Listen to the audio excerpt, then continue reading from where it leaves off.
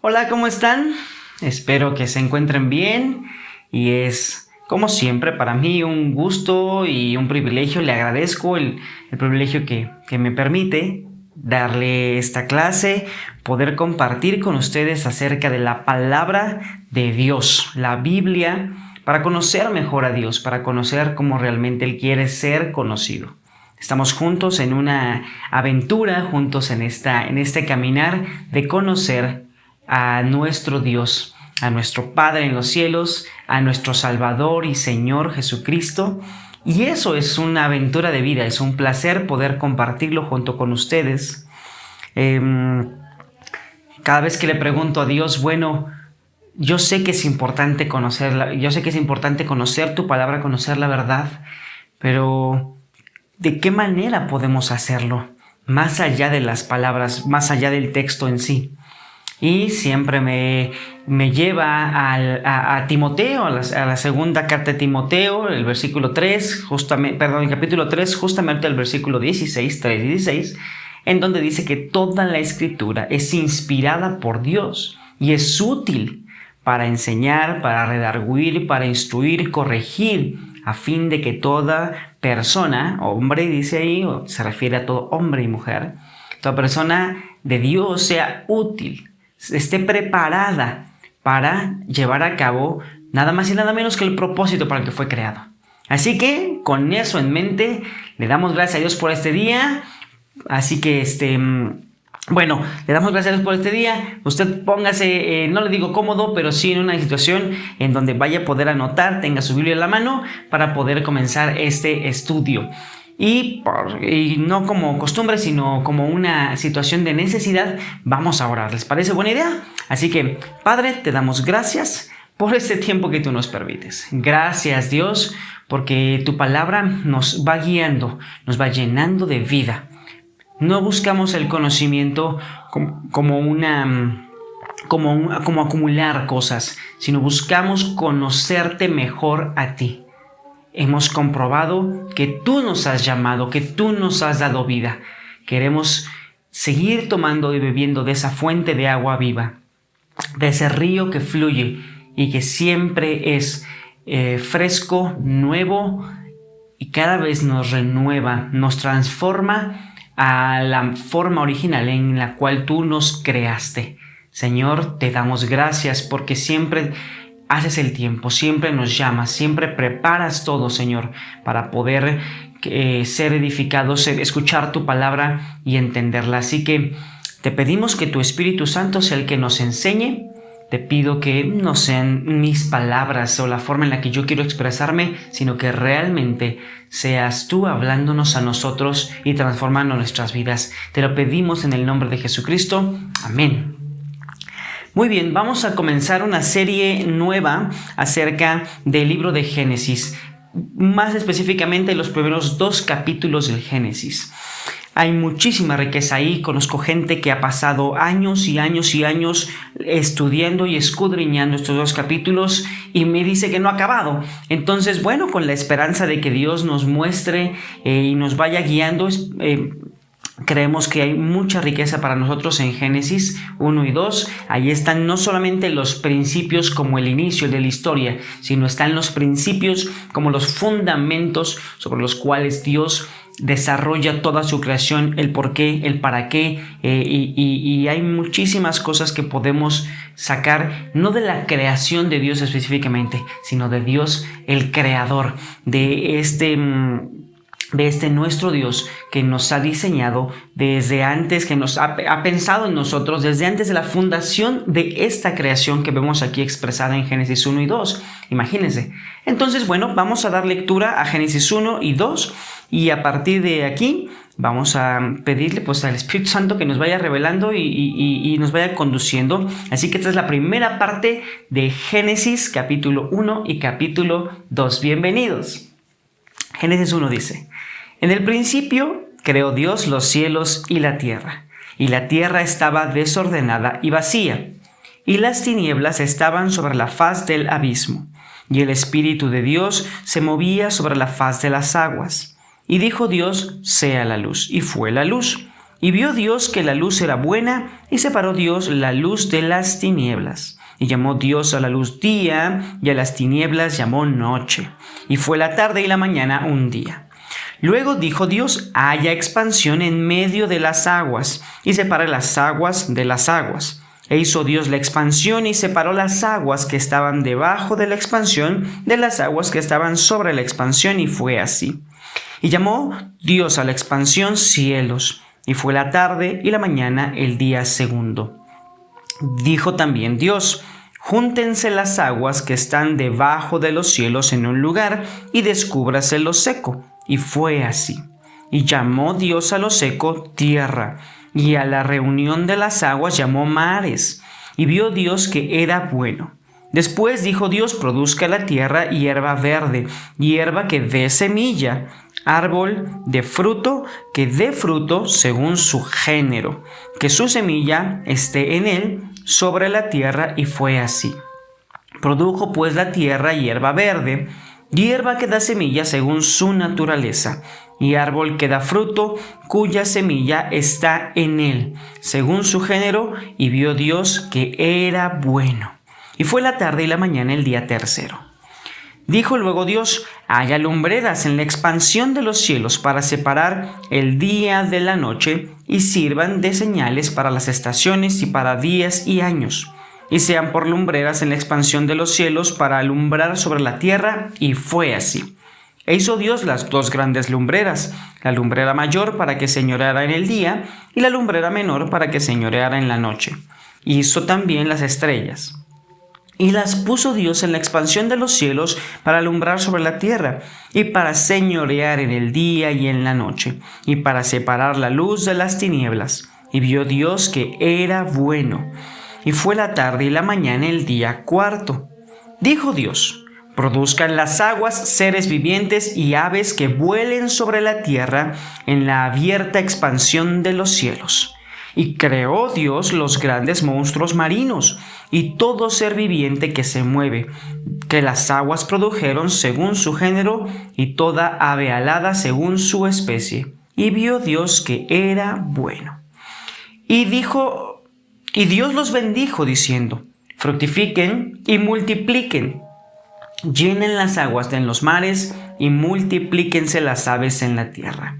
Y fue la tarde y la mañana el día quinto. Luego dijo Dios: produzca la tierra seres vivientes según su género, bestias y serpientes y animales de la tierra según su especie. Y fue así. E hizo Dios animales de la tierra según su género, y ganado según su género, y todo animal que se arrastra sobre la tierra según su especie. Y vio Dios que era bueno. Entonces dijo Dios: hagamos al hombre a nuestra imagen, conforme a nuestra semejanza, y señoree en los peces del mar, en las aves de los cielos, en las bestias, en toda la tierra, y en todo animal que se arrastra sobre la tierra. Y creó Dios al hombre a su imagen. A imagen de Dios lo creó. Varón y varona los creó. Y los bendijo Dios y les dijo: fructifiquen y multiplíquense, llenen la tierra y sojúzguenla, y señoreen en los peces del mar, en las aves de los cielos, y en todas las bestias que se mueven sobre la tierra. Y dijo Dios: he aquí que les he dado toda planta que da semilla, que está sobre la tierra, y todo árbol en que hay fruto, y que da semilla, les será para comer. Y a toda bestia de la tierra, y a todas las aves de los cielos, y a todo lo que se arrastra sobre la tierra, en que hay vida, toda planta verde, les será para comer. Y fue así. Y vio Dios todo lo que había hecho, y he aquí que era bueno en gran manera. Y fue la tarde y la mañana el día sexto. Muy bien, este es solamente el capítulo 1. Y aquí vamos a resaltar varias cosas. Cuando intentamos estudiar Génesis 1 y 2, hay diferentes acercamientos que podemos hacer. Hay múltiples acercamientos que podemos hacer. Uno de los acercamientos es a través de la literatura, de la forma en la que está escrita Génesis 1 y 2. Está escrita por estructuras, marcando día, ¿no? Fue la tarde y la noche, el día primero y el día segundo, y podemos dividir el texto de esa manera. Y cuando lo hacemos de esta manera, encontramos riqueza de parte de Dios, encontramos que manifiesta Dios orden. Podemos escudriñar un poquito más acerca de ciertas palabras que repite, sus orígenes, sobre todo en el idioma hebreo, en el idioma original, y también hay riqueza. Así que siempre que querramos acercarnos a la Biblia, tratemos de hacerlo con un acercamiento, como le digo, como la Biblia misma nos expresa, sedienta, ¿no? Con un acercamiento de sed, es decir, con hambre de conocer más. No leamos Génesis, no leamos, ninguna parte de la Biblia, lo leamos simplemente por leerlo, simplemente por pasar las palabras y ir buscando a ver en qué nos sorprende. Sino realmente hagámoslo con un corazón, como decimos, sediento, hambriento, para que ya sea que descubramos estos datos curiosos, por llamarlo de cierta manera, ¿no? Descubramos estas situaciones en cómo están estructuradas las líneas, sin importar el acercamiento, sea realmente Dios el que se vaya mostrando. Y algo muy importante, como siempre les he comentado, es que si encontramos un principio, si encontramos un patrón, este mismo lo confirmemos a través de toda la Escritura, para saber que realmente estamos entendiendo un principio que es de Dios y no solamente estamos descontextualizando el capítulo o el versículo. Otro comentario para este estudio sería que recordemos que la Biblia fue seccionada por capítulos y por versículos para un estudio, ¿no? Y esto ya es muy moderno. En realidad, el objetivo de Dios con la Escritura es que fuera toda una narrativa, de principio a fin. Yo sé que a veces cuando queremos leer toda la Biblia nos resulta muy extensa, ¿no? La cantidad de palabras, de libros, capítulos y versículos. Pero la intención de Dios con la palabra fue dar una narrativa completa. Incluso ahora hay ya Biblias, versiones de la Biblia que no tienen esta división de capítulos ni esta división de versículos, sino son toda una narrativa de principio a fin. Y eso nos permite romper un poquito con esta idea de, solo un versículo dice algo impresionante, ¿no? Y a veces nos podemos ir con la finta de que solo en ese versículo está la riqueza, lo que Dios nos está hablando, y podemos descontextualizar lo demás. Entonces pensemos en que es un todo, ¿vale? En que es el mismo Dios el que habla a través de toda la Escritura. Y justo ver el libro de Génesis y los primeros 2 capítulos, ahí están sus principios, pero si son principios de Dios, se tienen que cumplir en toda la Escritura, porque toda la Biblia es inspirada por el mismo Dios y es útil para lo mismo. Así que lo primero que me llama mucho la atención, y aquí hago un acercamiento de tipo literal, es el primer versículo. En el principio creó Dios los cielos y la tierra. Hace algunos años que Dios nos permitió hacer un viaje a Israel. La persona que nos daba las clases allá, era un viaje de estudio, nos mencionaba que este primer versículo tiene en sí pues ya riqueza, y esto es porque el primer versículo de la Biblia está construido con solo 7 palabras en hebreo. Al momento no recuerdo las palabras, pero recuerdo que eso fue muy revelador para mí, porque 7 palabras o el número 7 siempre nos habla de lo perfecto que es Dios, o de que Dios hace las cosas perfectas. No me gusta entrar mucho en esta situación que le llaman numerología, que es un estudio con ese acercamiento, ¿no? Es un estudio de los números que representan cosas en la Biblia.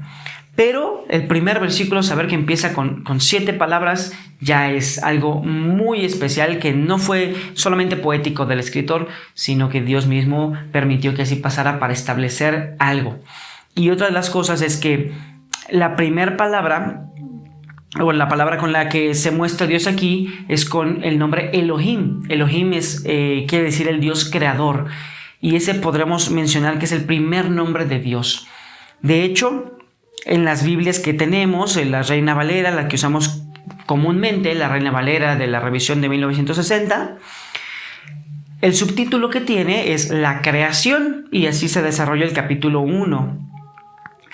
Pero en realidad, cada vez que leemos y vemos acerca de la creación, como nos dice Salmos, vemos la mano de Dios, vemos la mano del Creador, y esa es otra cosa que vale la pena destacar. Un maestro una vez me dijo, les doy permiso para que le borren ese subtítulo de la creación y le pongan el Creador. Y de repente uno dice, oye, pero ¿cómo que borrar de la Biblia? No te espantes. Los títulos fueron, repito, una añadidura ya literal, ya de edición, ya de editorial, para poder dar una idea, un panorama muy general acerca de lo que va a tratar un capítulo, pero no es algo que sea parte esencial de la palabra de Dios. Se introdujo los capítulos, los versículos y los subtítulos como una manera más fácil de poder acercarnos hacia la lectura y el entendimiento de la Biblia. Así que te doy la misma licencia, si Dios nos permite, que enfoquemos el primer capítulo no en la creación, sino en el Creador, Elohim. Se escribe Elohim. Bueno, en el principio creó Dios los cielos y la tierra. Aquí está hablando de todo el universo. Igual leí en un comentario que no había una palabra hebrea para universo, ¿no? No era un concepto que tuvieran, que ellos manejaran, ¿no? Y por eso la forma de decir los cielos y la tierra era una forma de decir absolutamente todo la materia, todo el universo, todo lo que conocemos, o más bien todo de lo que construye este universo, aunque no lo conozcamos. Y bueno, cada vez que vemos detalles así en la Biblia, quiero también decirles que lo que tratamos de encontrar es que Dios nos muestre más acerca de su persona, más acerca de quién es Él.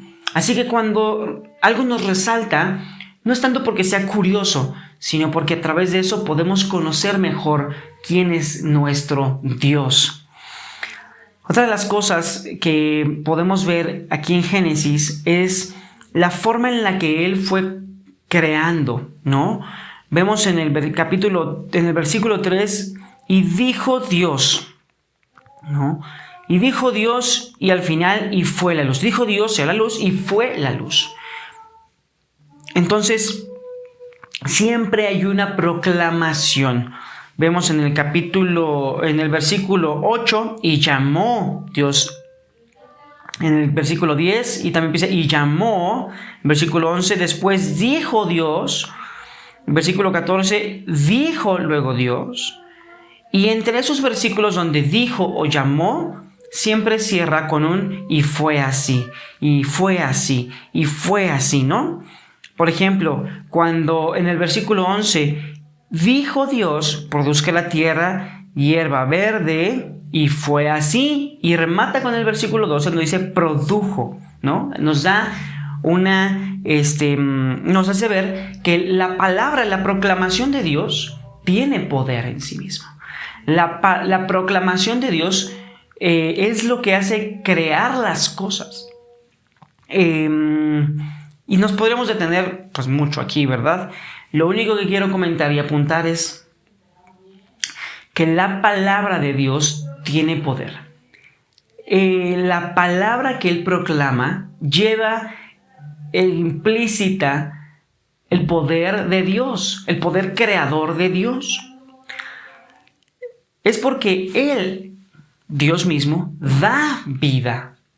Lo vemos más adelante cuando sopla en el hombre aliento de vida para que éste sea un ser viviente.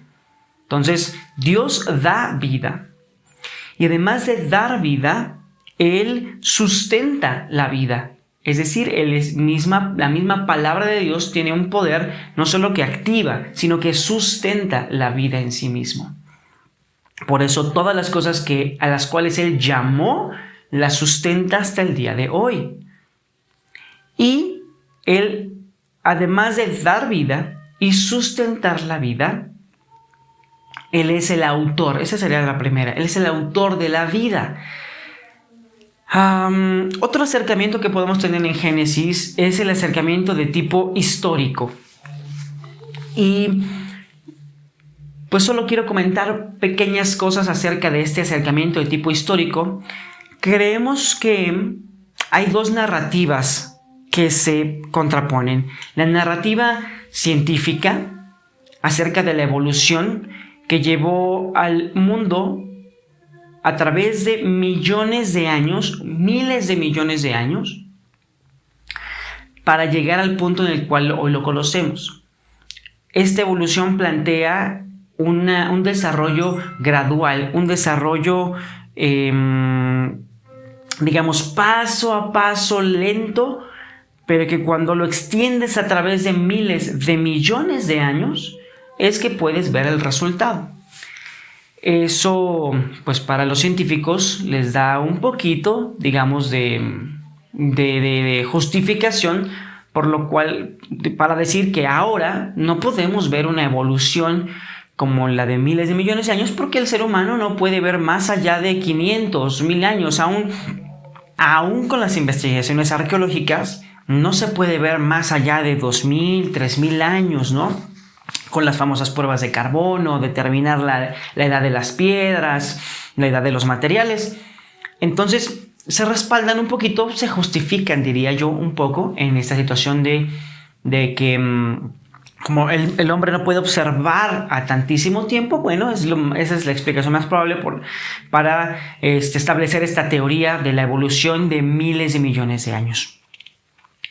Y por otra parte, vemos la otra narrativa, una narrativa de Génesis, en donde vemos cambios abruptos, cambios que son en momentos, ¿no? Cambios que le llaman cataclísticos, ¿no? De catástrofes que hacen movimientos en un solo día, casi. Entonces, parece que se contraponen. Parece que tenemos por un lado la teoría de la evolución, en donde vamos así en una evolución muy lenta, y por otro lado la teoría, bueno, el planteamiento de la palabra de la verdad, en donde nos enseña que está siendo transformada en eventos, porque hay una mano creadora que así lo va haciendo. Y solo para dejarte ¿cómo decirlo? Abrirte la ventana para que tú puedas investigar y tú puedas verlo. Hay pues un movimiento que se llama es la Biblia, una narrativa histórica, y hay un documental y en ese documental podemos ver que analizan, por ejemplo, la formación de rocas en las diferentes lugares donde hay montañas.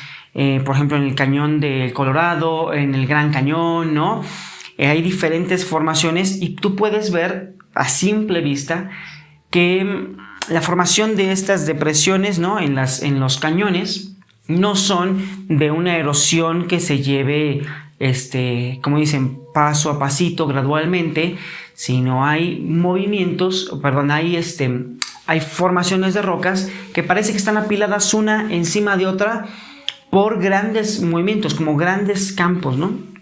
Eso me impresionó mucho y te lo paso así para que tú puedas investigarlo y ver cómo es que no se trata de ciencia versus la Biblia, sino que la misma ciencia, ahora la forma de observar las cosas, ya les da a la gente, ya les da a los científicos, a los geólogos, evidencias de algo diferente a lo que se planteó durante muchísimos años, durante cientos de años de la teoría de la evolución.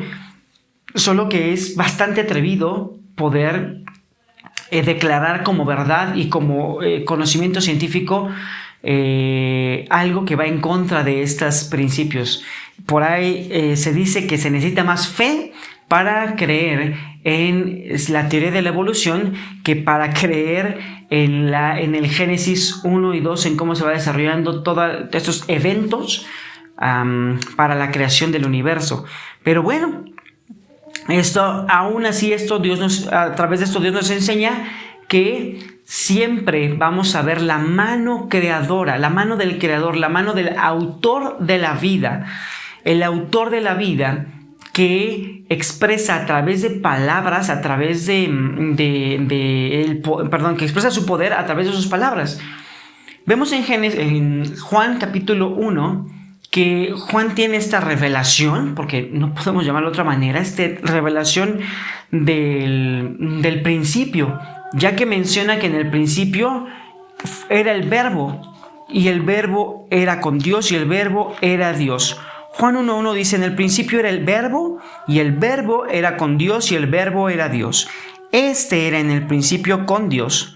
Todas las cosas por Él fueron hechas, y sin Él nada de lo que ha sido hecho fue hecho. En Él estaba la vida, y la vida era la luz de los hombres. La luz resplandece, la luz en las tinieblas resplandece, y las tinieblas no prevalecieron contra ella. Como les decía, siempre vemos este principio de que Dios da vida y sustenta la vida a través de su palabra. Es por eso que tenemos este entendimiento, este principio de que la palabra de Dios es la que da vida, la que sustenta la vida. El autor de la vida está en la palabra de Dios. Imagínate cuando tenemos este entendimiento de que la palabra de Dios es la que creó el universo, da vida, sustenta la vida, y tú tienes en estas páginas la palabra de Dios. A través de estos 66 libros de la Biblia tenemos la palabra de Dios, que da vida, sustenta la vida, porque Él es el autor de la vida. Y puede parecer complicado, yo también lo he pasado, puede parecer complicado al inicio leer las historias de las personas, las genealogías, y aturdirte un poco con la forma en la que está escrito, con la narrativa, con las genealogías. Pero no hay que perder este foco, no hay que abrumarnos por eso y mantener nuestra visión en que es la palabra de Dios que está dando vida, la palabra de Dios que nos está mostrando al Dios que da vida. Incluso cuando leemos situaciones, pues incluso, no sé, vergonzosas de los actores en la Biblia, ¿no? Cuando, no sé, Abraham miente, ¿no? Cuando el asesinato Caín-Abel, ¿no?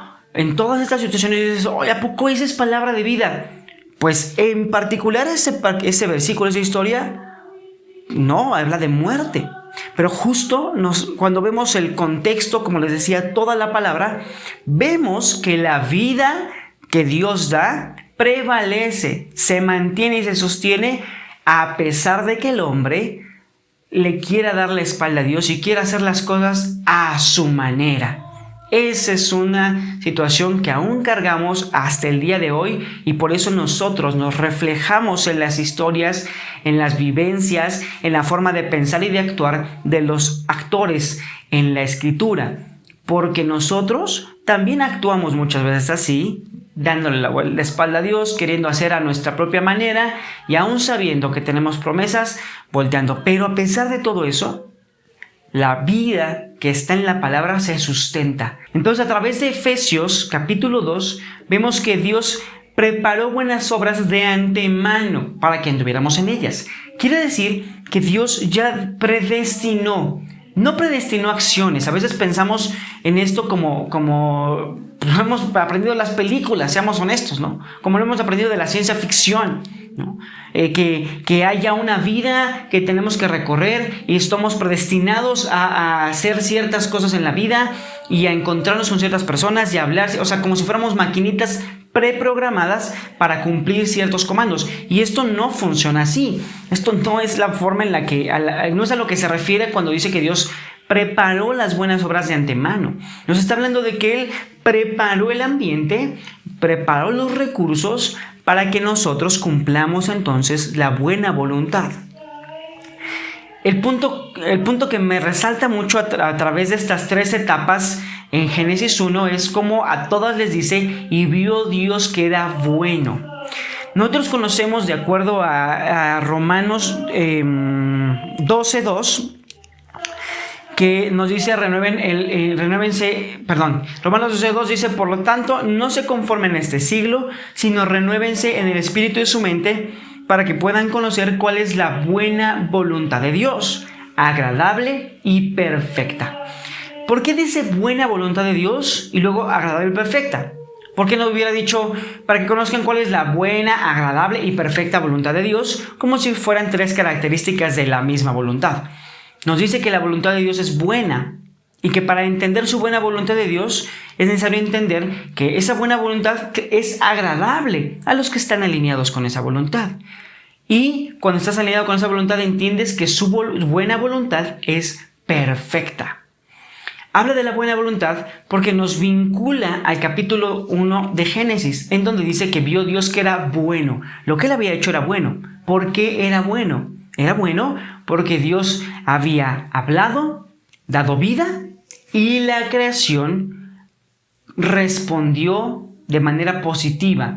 Dio una respuesta, digamos, como nos lo dice Isaías, como Dios lo había mandado. Así como Dios lo había diseñado, así como Dios lo había dicho y dictado, así fue, así se hizo. Por eso es tan importante el fue así como dijo Dios, así fue.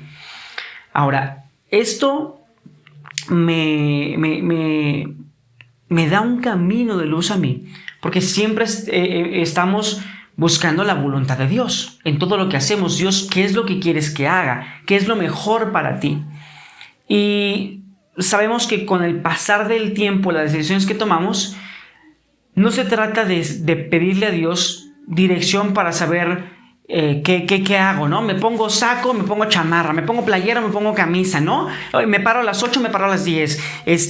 Hoy voy a trabajar o no trabajo, ¿no? O sea, no estoy pidiéndole permiso para cada acción. No, de eso no se trata preguntarle a Dios si hago su voluntad o no, sino en decisiones que van a impactar a largo plazo, en decisiones que van a impactar a largo plazo, que son, digamos, procuradas con nuestro día a día. Es ahí donde debemos tener claro cuál es la voluntad de Dios. Y la voluntad de Dios la podemos ver que en Génesis 1, así como Él dijo, fue hecho. Y por eso Él dijo, esto es bueno. Esto es bueno. ¿Por qué? Porque la creación había respondido de manera positiva, en beneficio de la creación. La creación se benefició, la creación de no ser nada se levantó. Es como el valle de los huesos secos, la visión de Ezequiel. Que había enfrente a él un valle de huesos secos. Y Dios le pregunta a Ezequiel, ¿vivirán estos huesos secos? Y Ezequiel le responde, solo tú lo sabes. Y entonces Dios le dice a Ezequiel, profetiza vida en estos huesos secos. Porque de la nada voy a hacer algo. De la nada, de donde no hay nada, voy a hacer algo. Y este es otro principio de Dios que me encanta, porque es mi vida. Aquí es donde yo me reflejo completamente. Porque yo, de mi vida, pensé que tenía muchas cosas. Yo pensaba que vivía muchas cosas, pero en realidad yo era como un valle de huesos secos. Porque de lo mucho que pensé que tenía, en realidad nada de eso daba vida. Todo eso era para muerte. Y cuando Dios de la nada sopló en mi aliento de vida, entonces fui un ser viviente. Entonces me di cuenta de que Él era el autor de mi propia vida. Y esa es no solo una experiencia, ese es un cambio en la vida que siempre les voy a compartir, porque es algo que he pasado por ahí, que voy a compartir a todos lados a donde vaya. Que Dios no es solamente un ser superior, supremo, una filosofía que te hace sentir superior o que tú vayas a ser mejor persona en el mundo más que alguien más. O sea, no trata de nada de eso. La vida en Dios, la fe en Dios, trata de que Él ha hecho de donde no había nada, algo. De donde parecía que estaba muerto, donde estaba muerto, Él ha dado vida. Y nosotros como su creación, nosotros como ese depósito de vida, tenemos que responder en la forma en la que Él ha ordenado, con vida. Por eso dice,